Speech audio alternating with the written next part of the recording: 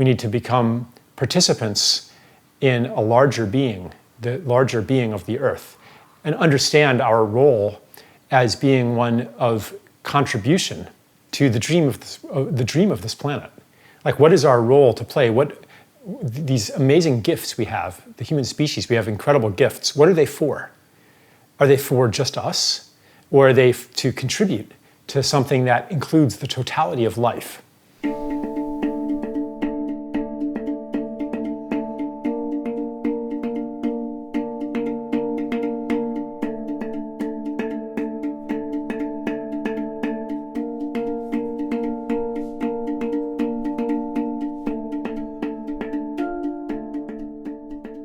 Welcome to the show. I am your host, Matthias Olsson.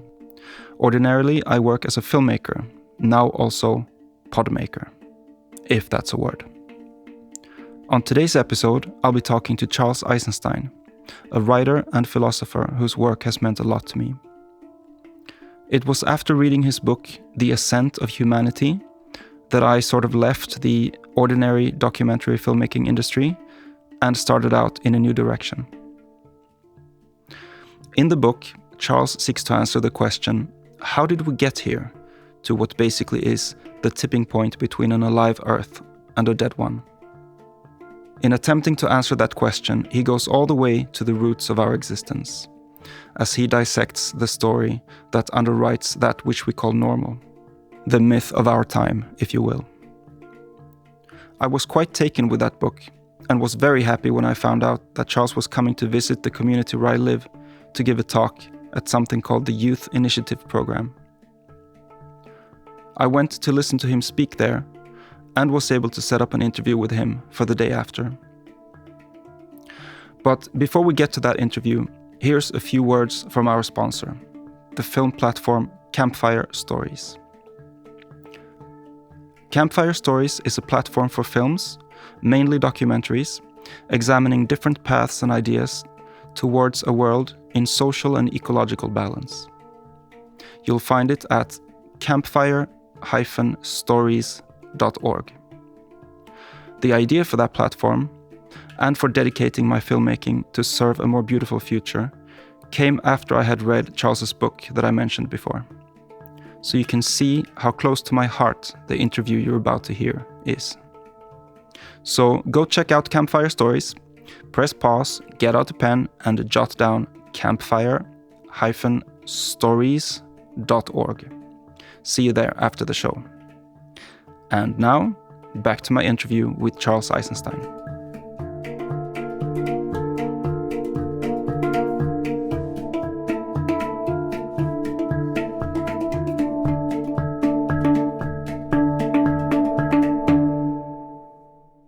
Human beings, as we know them biologically, have been around for about 200,000 or 300,000 years, roughly, to our knowledge, and have been through different chapters of what's considered normal, what's considered the normal story of where did we come from and where we're going.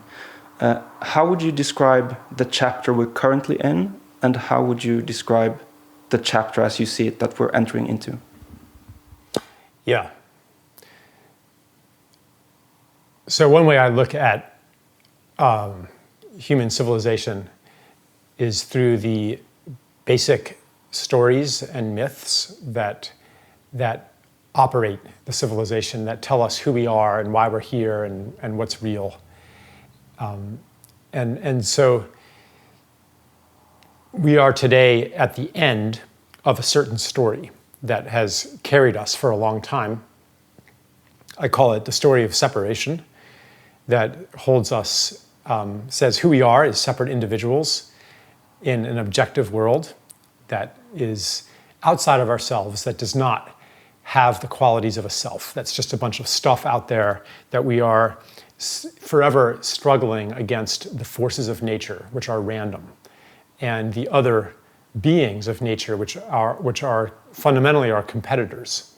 The bacteria, for example, the weeds, that human betterment comes through exercising greater and greater control over this purposeless, random, or hostile world outside of ourselves. So that in that story, the conquest of nature is perfectly rational. The development of all things, the bringing of order onto the wild, all of that is perfectly rational. It's also rational to seek to dominate each other, because if you're a separate individual, what happens to you doesn't necessarily need to affect me. I can exploit you and I'll be better off and you'll be worse off.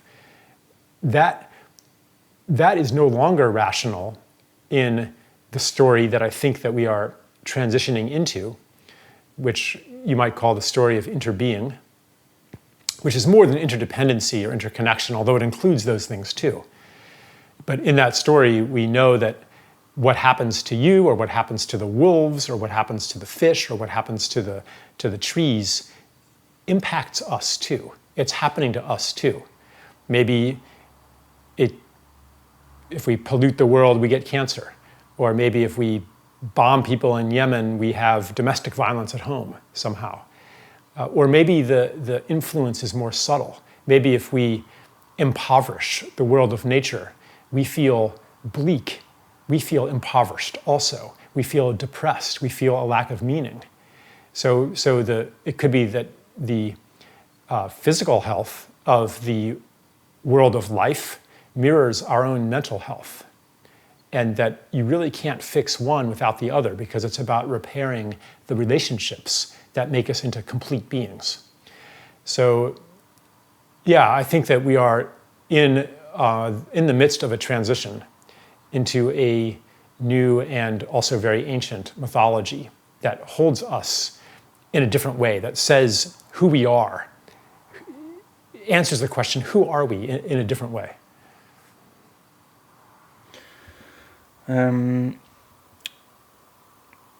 So we're living in a world of good versus evil that's sort of built into the structure of life, and I, for one, fall into that trap all the time. I tend to blame things on huge multinational corporations, and it's their greed that's at fault for things, as one example.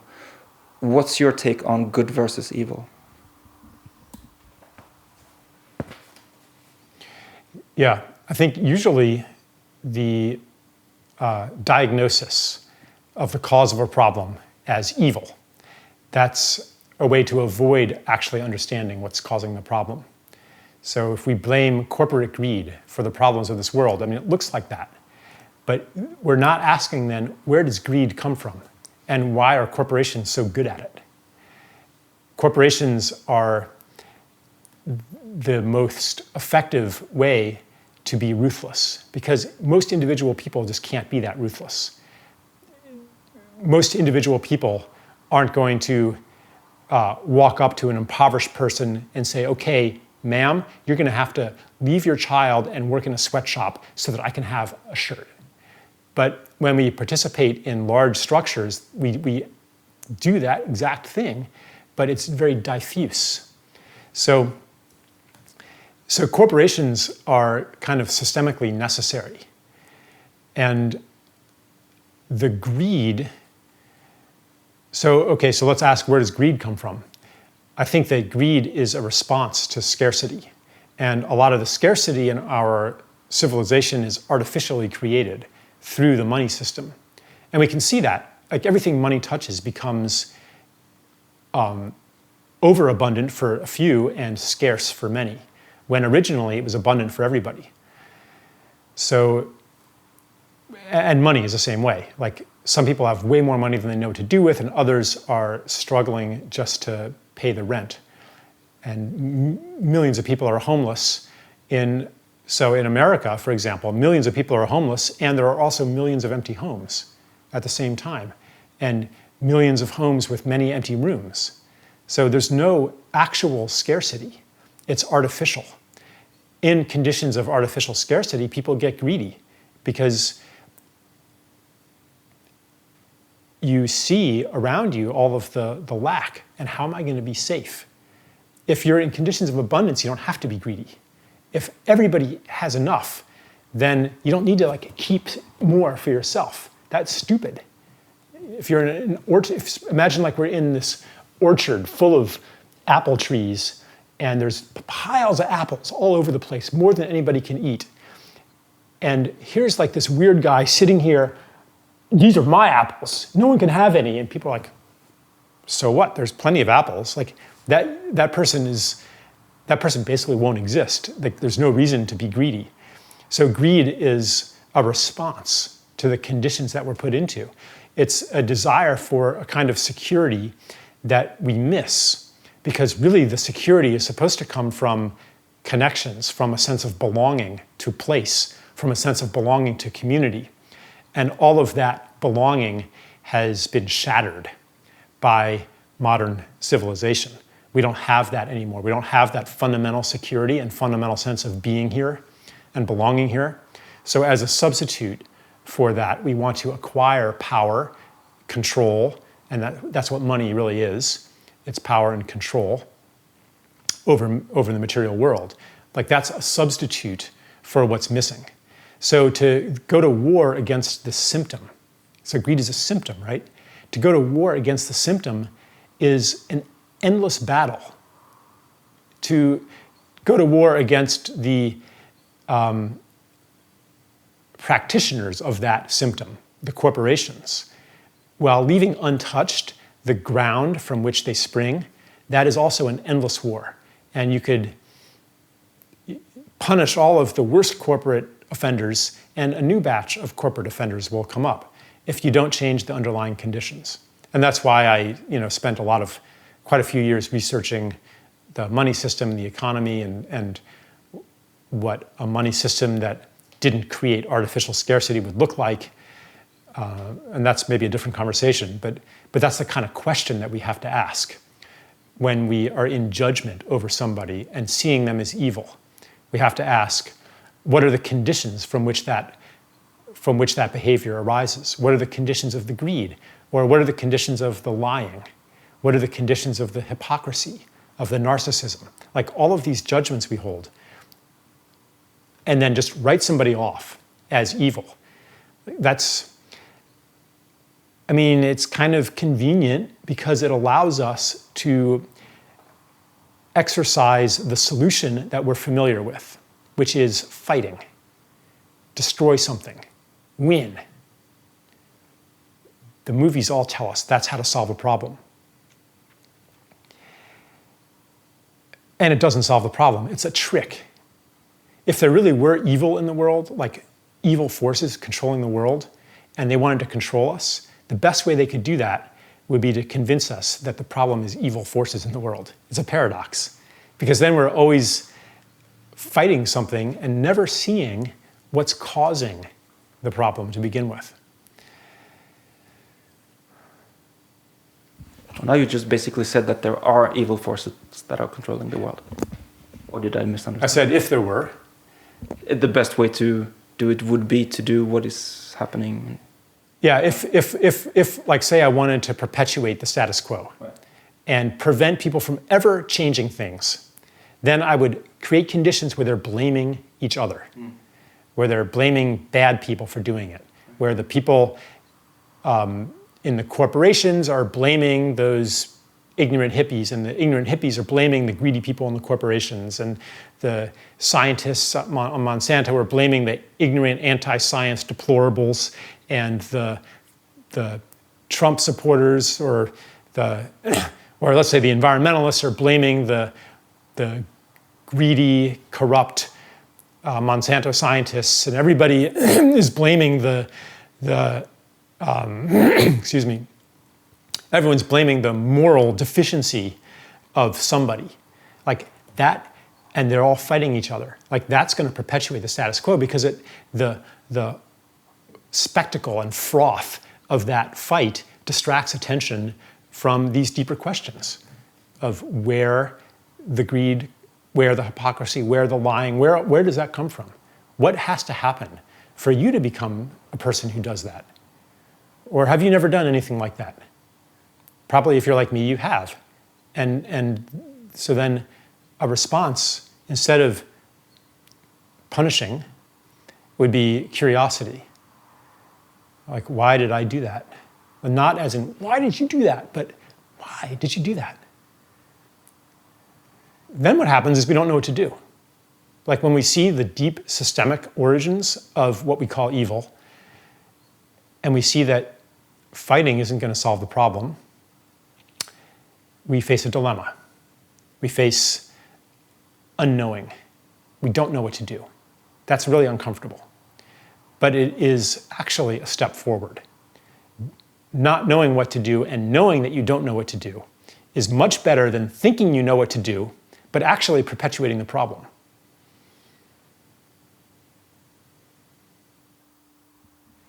Thank you. Whenever I think of climate change and the environmental destruction that's happening, I always, the amount of people on this planet always comes up for me. I don't know the numbers now, but I think somebody said that it's the doubling of the population happens twice as fast for every time it doubles. I don't know if that's still the case, but that was the case at least. So I just feel like there's just too many of us, and we're becoming more and more and more of us. How do you see the Earth's population in correlation with climate change and getting out of it? Yeah. So I think that I mean, often people will come to me and say, Charles, you're ignoring the elephant in the room, it's population. And if we don't cut the population, then nothing else is going to work.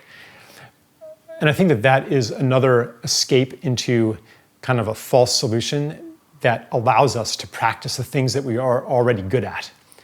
Something to control, a number to control, that we can do with centralized policies and controlling people's behavior.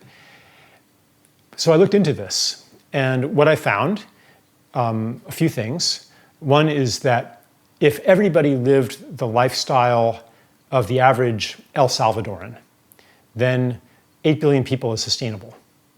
If everybody lived the lifestyle of a traditional villager in India, 16 or 20 billion is sustainable. If everybody lived the lifestyle of an average North American, then even 2 billion is not sustainable. So the question of population can be a mask for other issues that we need to look at. How we want to live. And to say that so some arguments say, well, look, industrialization is a fact, mega cities, economic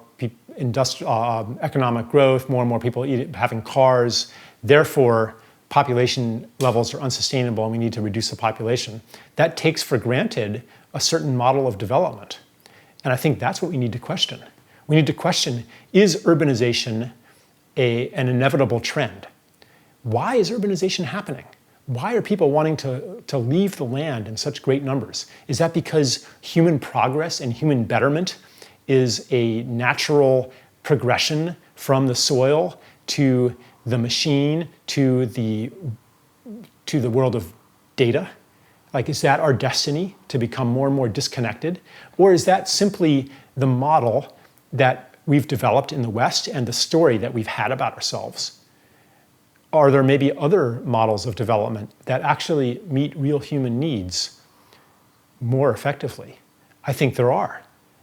For me, a more joyful, happy life isn't in a bigger house, driving a faster car, having more bandwidth.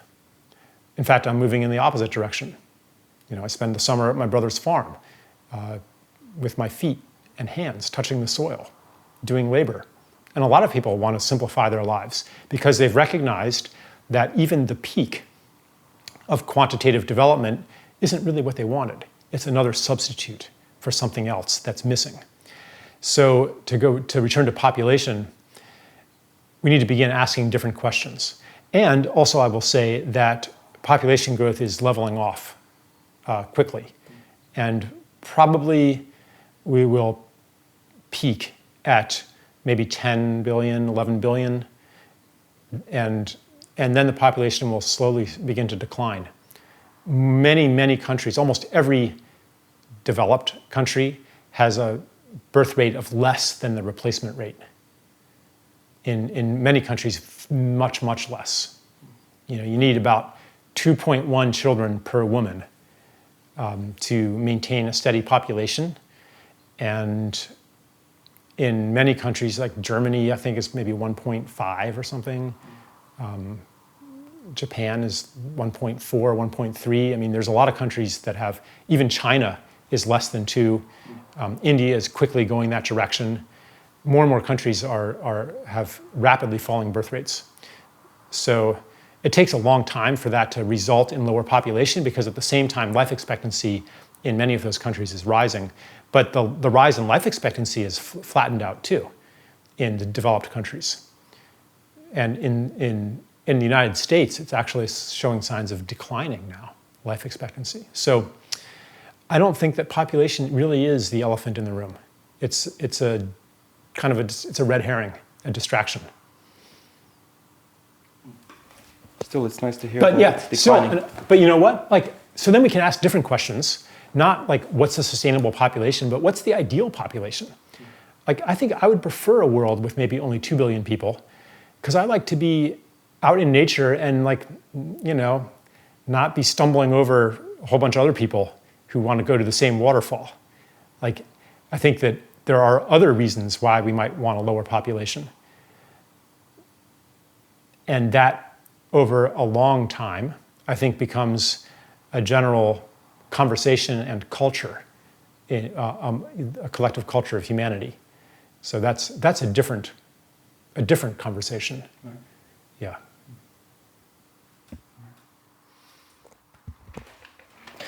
I have a really hard time with certain aspects of everyday life because they clash with my ideals. So one example is when one of our children have a birthday party and their friends bring gifts, which is wonderful, but all I can see as they open the gifts is just plastic and electronics and stuff that I'm going to have to take to the garbage dump in a couple of weeks when it doesn't work anymore. So it's a conflict because I don't really want to tell my kid, like I don't want to call the parents of the other children and say, please buy books or wooden things. Like, it's just a conflict. Do you have similar things where in your everyday life your ideals don't match up with life? Yes. Yeah. Yes. Next question. No. Yeah. I mean the same thing. That's one reason why we moved to a location where there's many, many parents who share our values, and they totally understand when we say don't bring gifts, and they totally understand if our son goes to play, don't watch videos. Like they have the same values. If you're in a situation where the people around you don't share your values, then you always have to fight to maintain your own values, especially when you have children. And then you have conflicting values. Like there's the value of not burdening your life with too much stuff. And then there's also the value of maintaining harmonious relationships with the people around you. And like they might feel insulted, especially if it comes to the older generation. Like I have this problem with my mother. Like the way that she was conditioned to express love was through gifts of material things. That was the cult of consumerism that was in its heyday when she was growing up. Like that's how you did it, you know? So it's hard to ask her to stop doing that because it lands on her as if I'm asking her to stop loving. And yeah, so material culture is an expression of the spiritual culture. And to ask people to violate that is really, it's an invitation to a rupture with their story of who they are. Like it goes all the way to it disrupts their understanding of the world and what's right and what's normal. It's a big challenge. And like, I'm not going to say, yeah, stand up for your values necessarily. Like sometimes, but to be aware of what you're communicating and to just sometimes be aware that there's conflicting values at work here.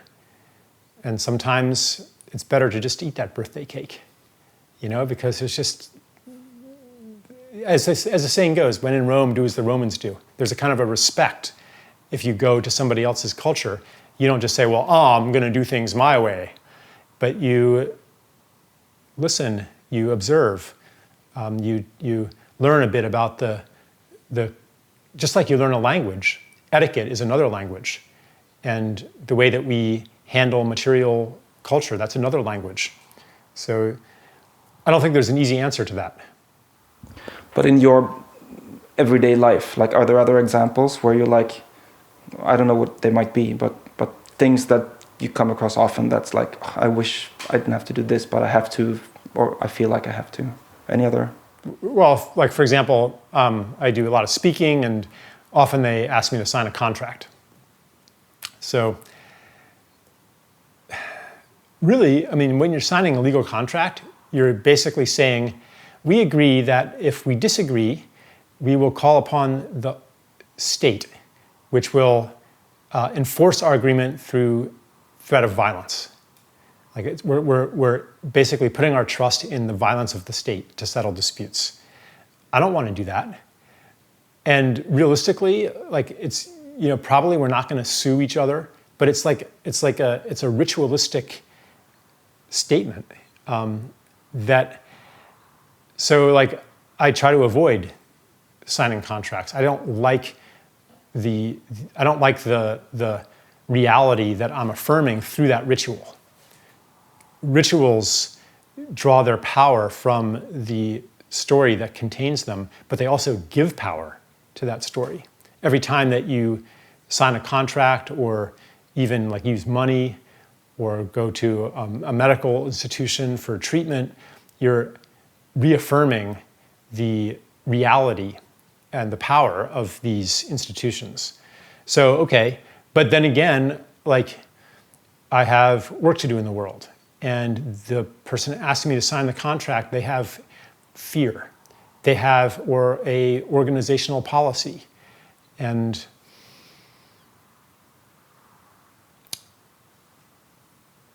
so I don't absolutely insist on never signing a contract.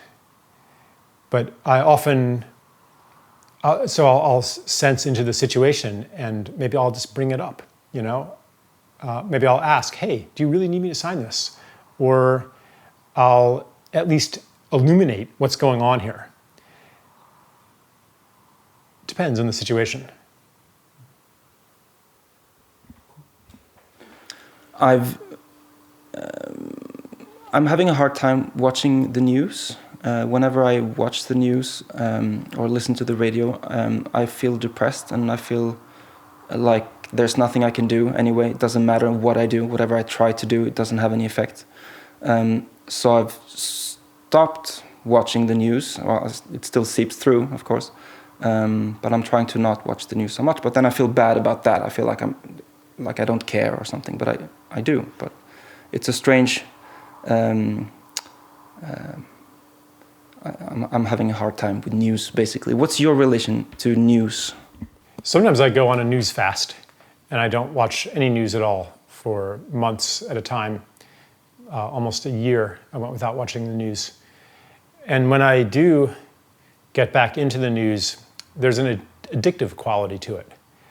I notice myself if I'm working on something and I hit a little rough patch, I'll just go snap to the news.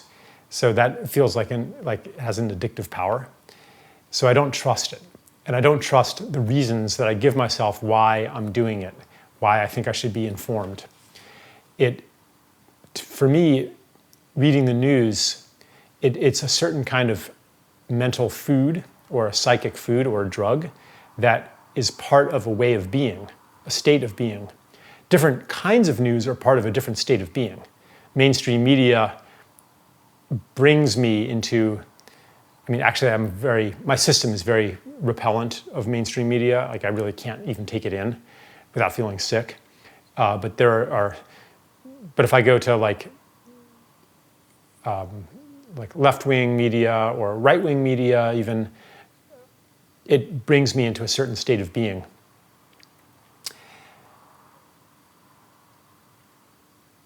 And I guess I'm looking for media that nourishes the state of being in which I feel the most true to myself and the most productive. So to take that in rather than what I should be reading, how I can be informed, or even what's true, but rather what nourishes me, what makes me feel good, what makes me be effective in the world. That's my ideal. And I can't say that I live up to that completely, but sometimes I get a taste of that. And then it's no longer addictive, but it's empowering. And this is related, I guess, I think a lot of people go to the news to reassure themselves that the world is as they think it is, to reassure themselves that they're right, to reassure themselves that they're doing an okay thing with their lives in the world. And in that sense, it is a kind of nourishment as well. Is it a nourishment of the state that they really want to be in? Maybe not. But it is so much more on a psychological level. It's so much more, excuse me, it's so much more than just gathering facts about the world. It's a way to architect or to engineer the conditions in which your state of being and your worldview can exist.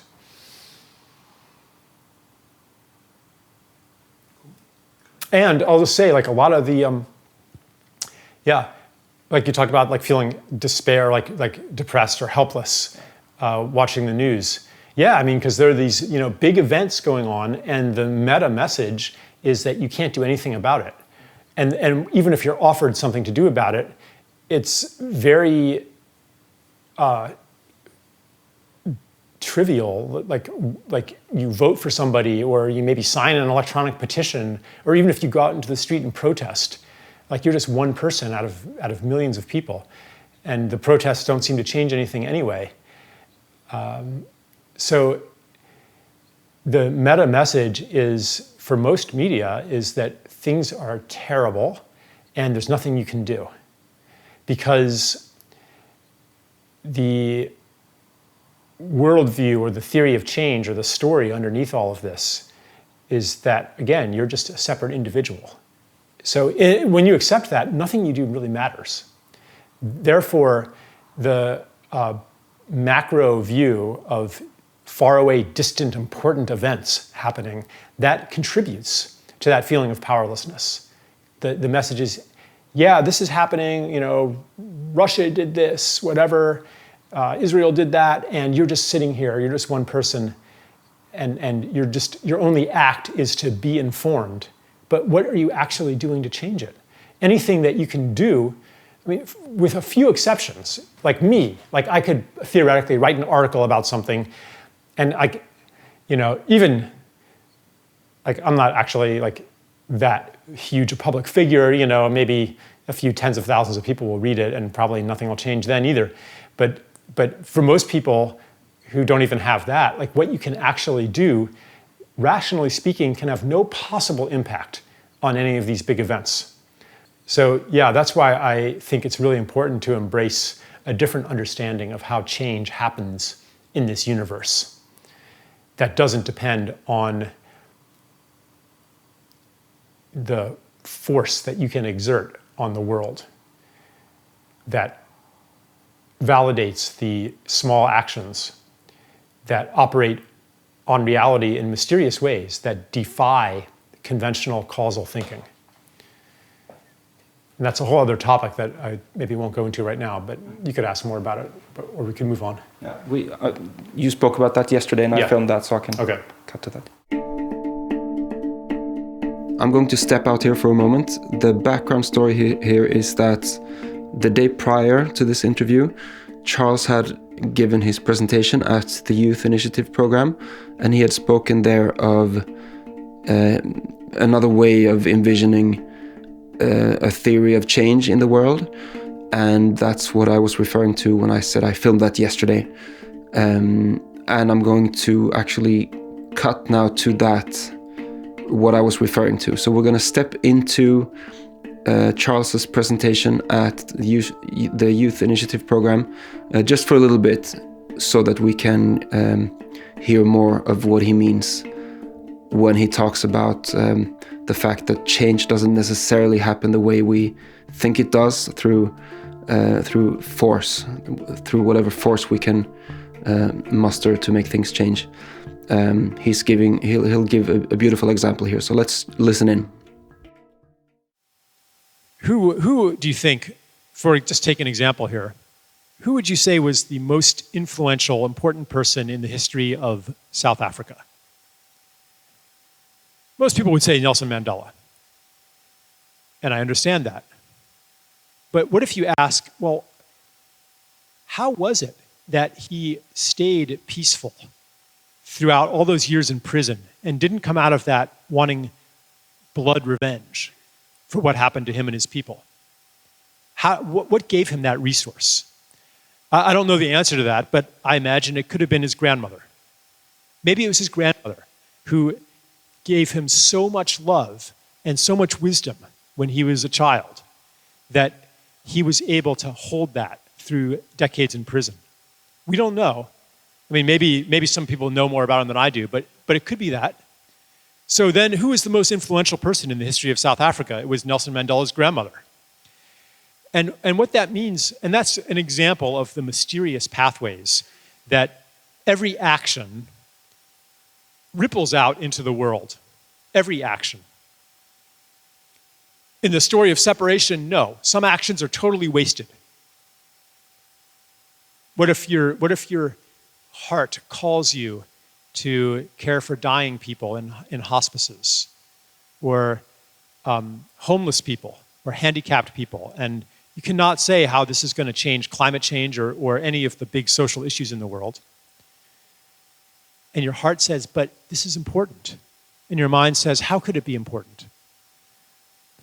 But when we understand that we're not separate from all, then we understand that a change in one place is a change in every place. That anything that happens here happens everywhere, because we're all connected. All right, stepping out of the presentation at the Youth Initiative program and back into the interview. I've sort of identified 4 important pillars for my life that are important for me to live well.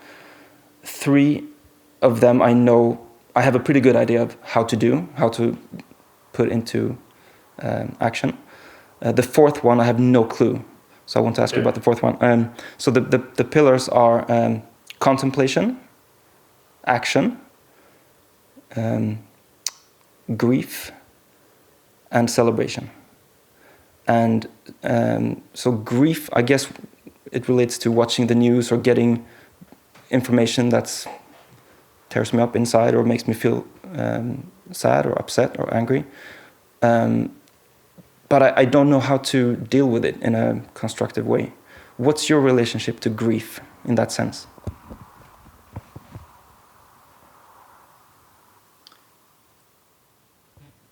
There's a lot of good reasons for grief in a human life.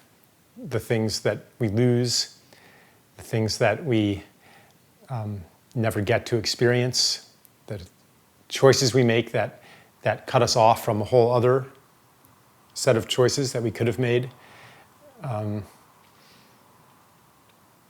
The grief from our ancestors, the terrible things that are happening in the world.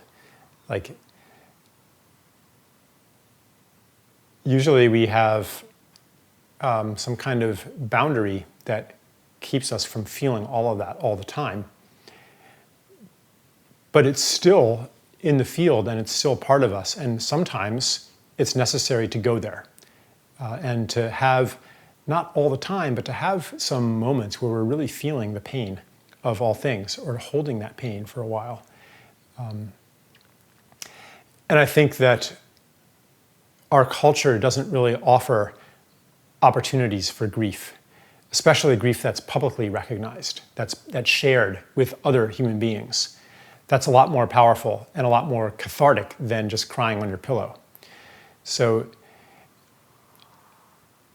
yeah, I think there's like a really big unmet need to express grief. And sometimes, so there's no socially appropriate occasions. Even funerals in a lot of countries, you're supposed to like be very reserved, and you're not supposed to be wailing, crying, and people holding you, and that's not how it happens in most Western countries. So there's this need, this soul need to go into the space of grief. And then so sometimes we might even like unconsciously will be seeking out things that make us feel that. Or something will just invade our life and pierce through the barrier. And it will unleash, like one time our cat, like we had to, the cat didn't even die, but my wife at the time got allergic to it and we had to give it away, And like I was just like bawling. And it really wasn't about the cat. It was about all the other things that had been suppressed that I had never cried for. My lost youth, my moving away from home when I was 17, my like all these things that I just and so then because of like some silly cat, she wasn't even a very good cat, but then like that opens up the floodgates. So yeah, I think that there's a need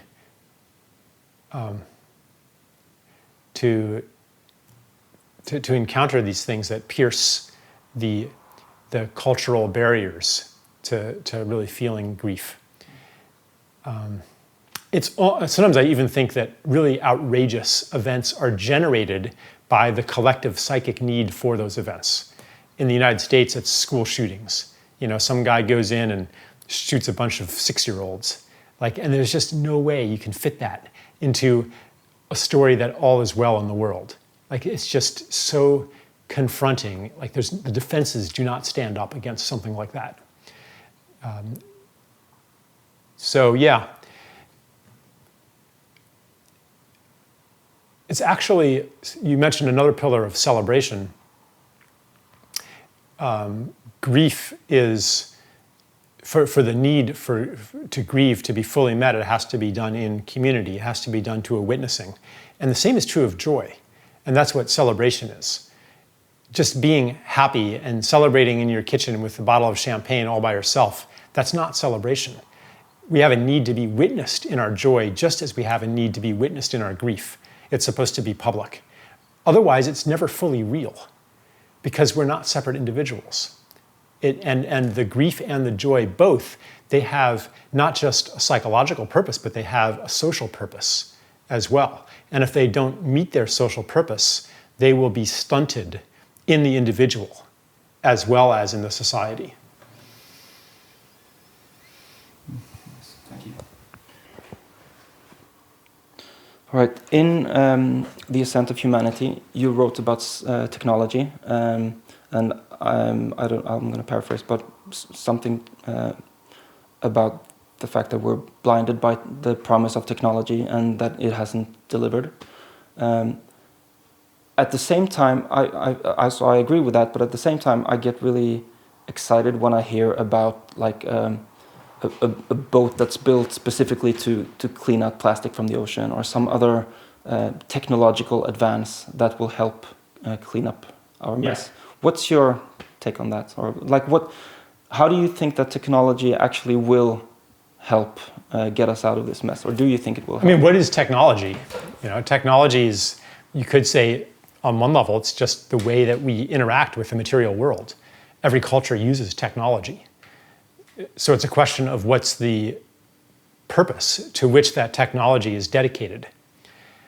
What are we using the technology for? I think that in our current society, we use technology for a lot of things that maybe we shouldn't use technology for. We use it to substitute for other things that we need. But that doesn't mean that there isn't good and right uses for technology. And when technology is devoted to healing, the planet, then and our creativity is unleashed in that direction, then we can achieve miracles. I mean, already, like, look at how much of our scientific and technological brilliance is devoted toward weapons. Trillions of dollars every year globally. Just imagine if we just took just that and devoted it toward cleaning up the plastics. We could probably do it with a fraction of that. Like, none of these problems, so the problem really, maybe the conversation shouldn't be about technology, but it should be about what are the values and incentives and structures that direct the application of technology. And then, when those change, then certain realms of technology might become much less important, and others might become much more important. And I think that overall, the realm of high technology might shrink. We might start replacing technological ways of doing things with simpler ways of doing things, like growing food, for example. Like, there's a lot of high-tech food right now, like robot-run, like automated hydroponics farms. I think there are a lot of those in the Netherlands. And we might go back to more people planting gardens. So that might be a retreat of technology. I have friends who are super excited about artificial intelligence and I think it's called the technological singularity. Right. I get super scared when I read about it or hear about it. I just feel like it's the wrong path intuitively. What's your relation to artificial intelligence and synchronicity? Singularity, sorry. Yeah.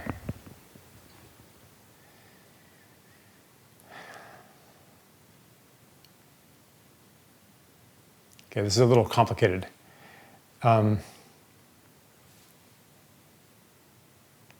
So we are right now in a phase of rapid development of artificial intelligence after many decades of stagnation, where the initial enthusiasm about it failed to materialize for a very long time.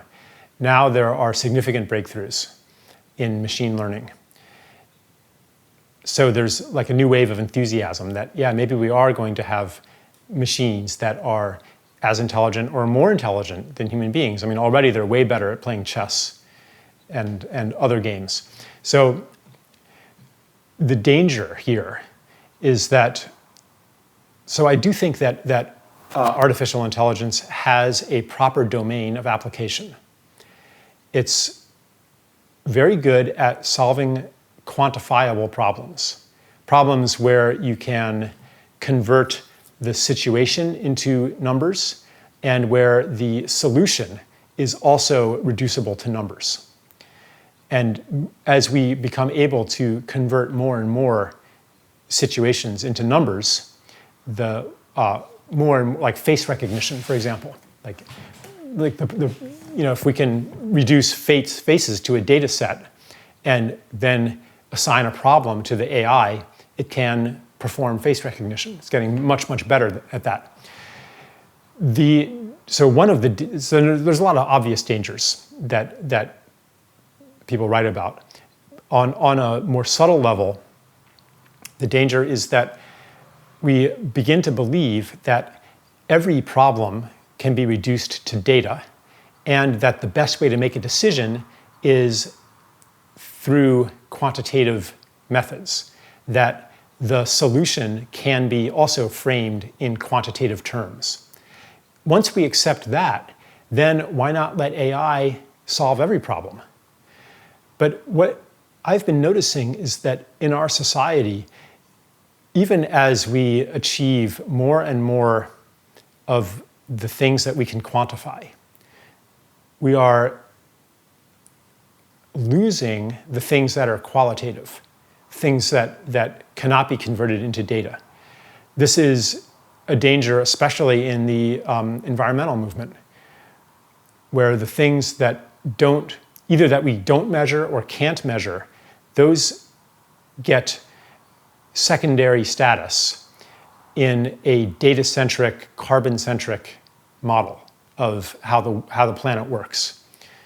And environmentalism or green becomes a matter of low carbon, or something that you can quantify, and therefore you can offset it, and therefore you can monetize it and have incentive policies. But the things that we don't measure might actually be more important.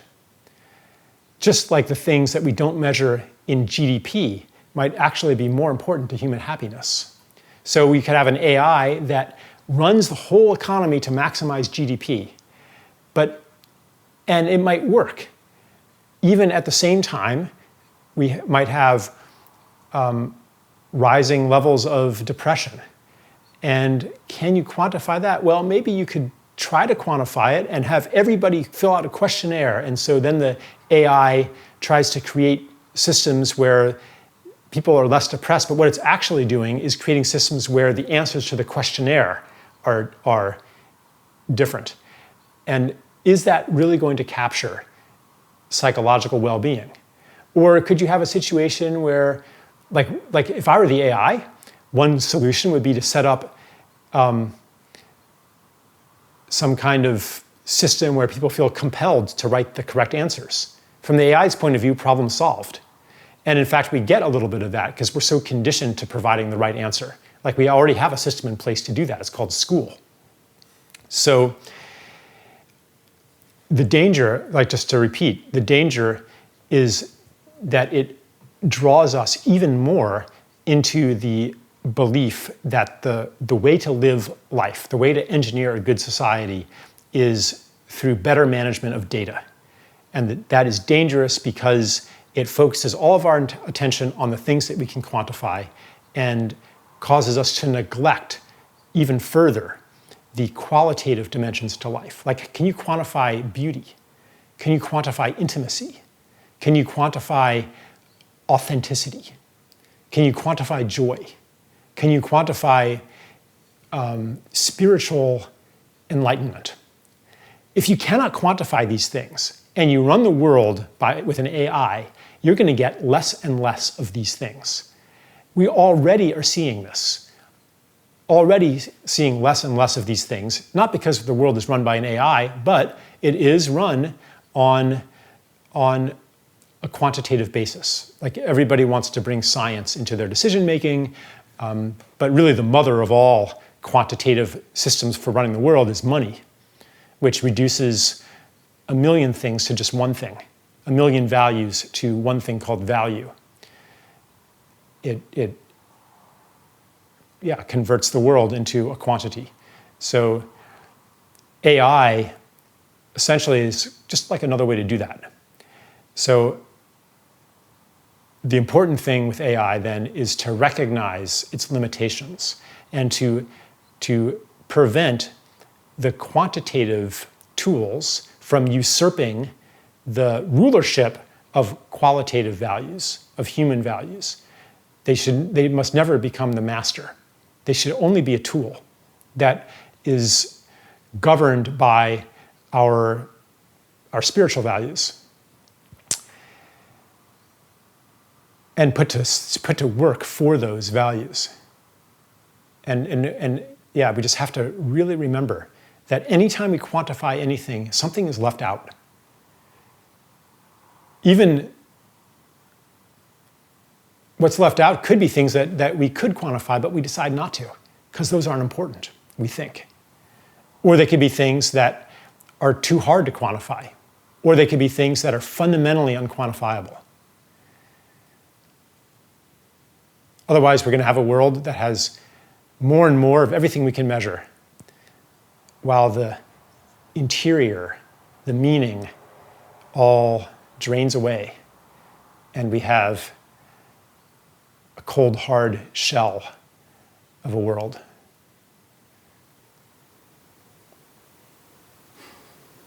Thank you. Beautiful. So you have a new book coming out soon, and from my understanding, it's a little bit different. The message, it's on climate and the environment, but from my understanding, it's a bit different from let's say, an inconvenient truth or the mainstream reporting on those topics. Can you just describe what your book is about? Yeah, the book is called Climate, A New Story. And I almost didn't want to call it climate anything, because a lot of people, when they see climate, they're like, I'm not going to read that. Not because they don't care, but because they think that they know what it's going to say. And more importantly, they think they know how they're going to feel when they read it, which is helpless and depressed. So I decided in the end, like, it is about climate. So I decided I would have to say climate, but I put a new story because it is offering a way of seeing the crisis that's very different from the mainstream view. Today, pretty much you have two alternatives. Either you can believe that global warming is going to cause massive problems, possibly even human extinction, or you can believe that the whole thing is fake, it's a hoax, it's not real, it's not happening.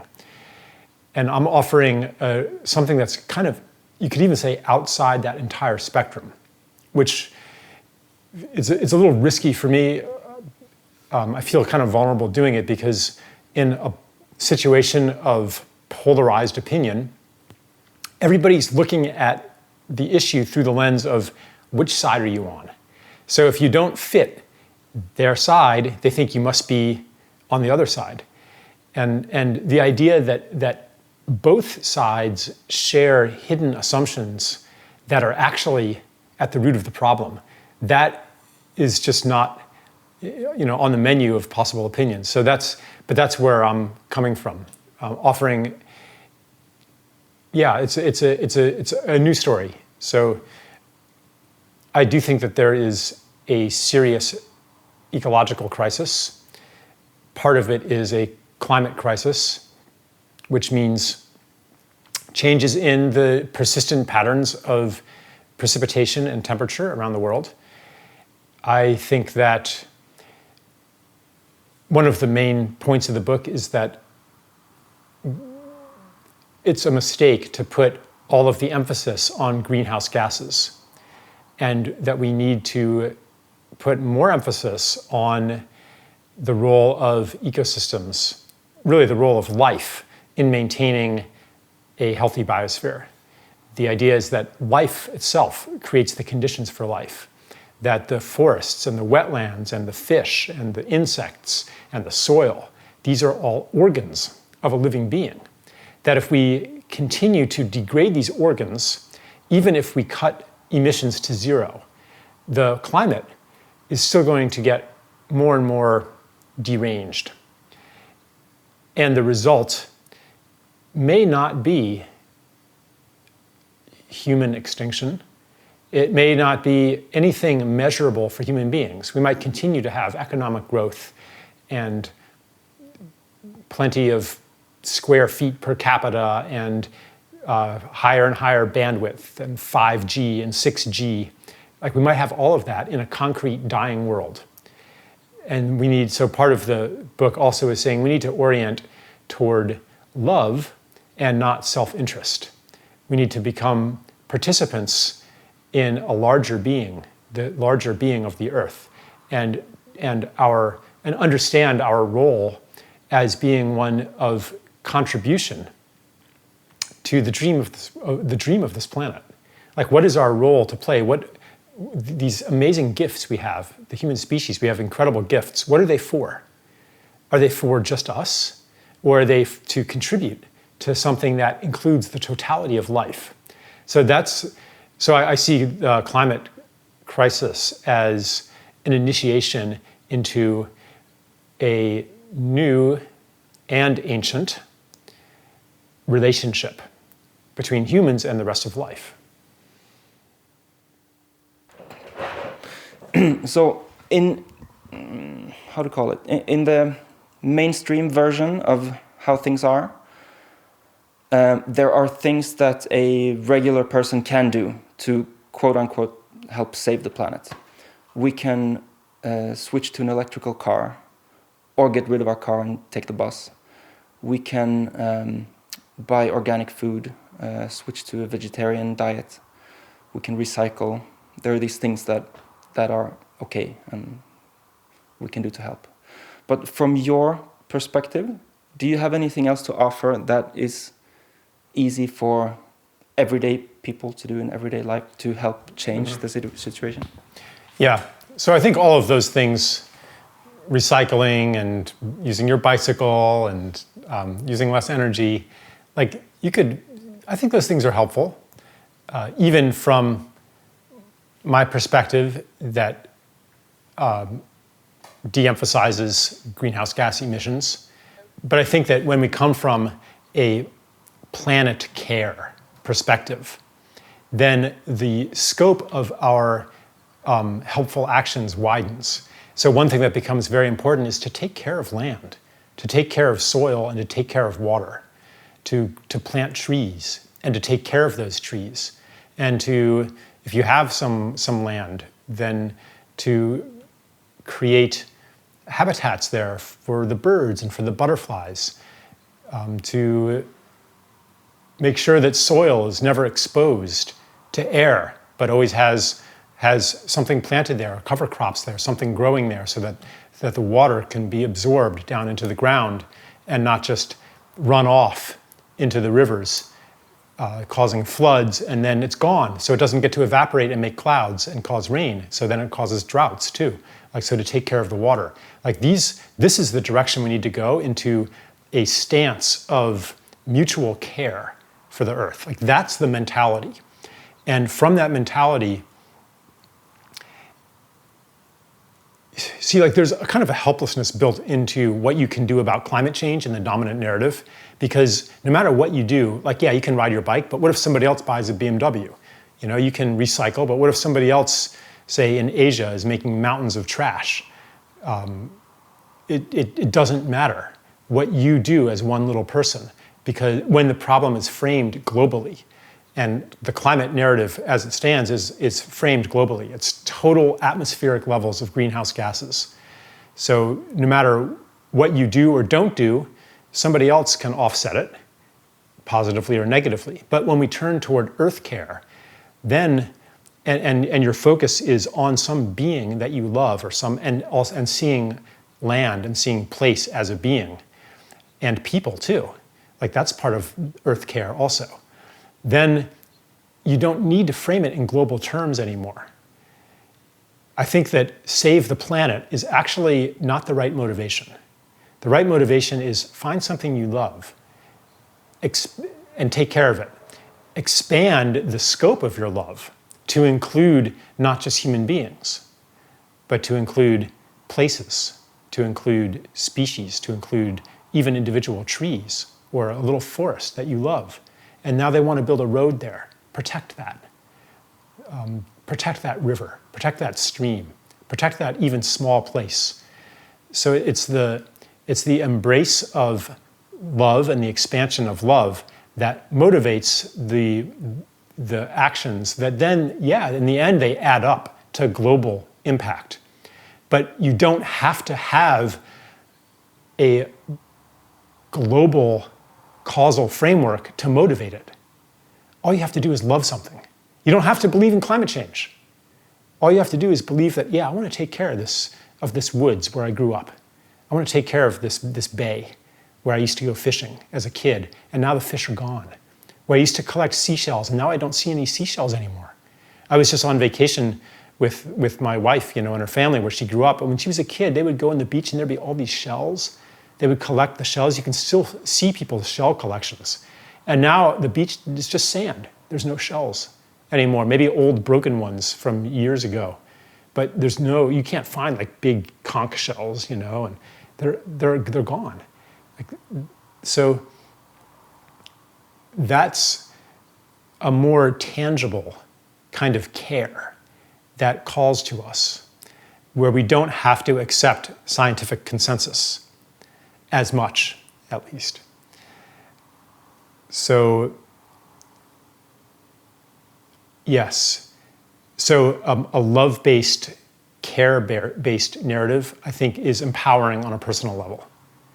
It's empowering in the sense of, now I know what to do. And I feel free to do it. I feel free just to make this amazing garden that regenerates the soil. I don't have to have a set of reasons about how much carbon is it sequestering, even though that's happening. I don't need that as my motivation. Because if that's my motivation, and I find out that other people aren't doing it, and that I'm just one little person, then on a global level, it doesn't make a difference. But on the level of this little plot of land, it doesn't matter what other people do. It still makes a difference. Not that I can necessarily avoid getting engaged in larger political issues. Like there might be then a factory that opens up downwind or upwind, and they're making pollution that's going to destroy my little garden. And then I become engaged in a larger issue. So, and it could be that climate change is going to destroy my little garden too. And that might also lead me into a larger issue. So yeah, the global and the local are interconnected. But fundamentally, we don't need the global to motivate the local. That's really what I'm saying.